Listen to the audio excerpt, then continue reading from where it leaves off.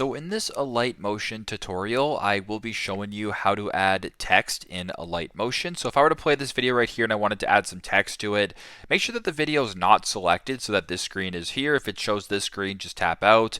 Go to the bottom right, press the green icon. A bunch of different options here, but you want to sort of go to the bottom right to where it says text. Then you go ahead and type in your text. So if I just want to go ahead and type in the word text just like this will be the first part. You can slide this to make it larger or smaller.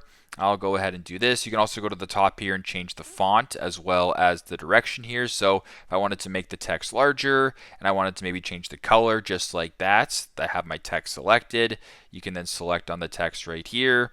You can move it wherever you want. And if I were to go ahead and play the video, the text is now added to my video. So pretty simple, but that is how to add text to a video in Alight Motion. Thanks again for watching and hope this helps.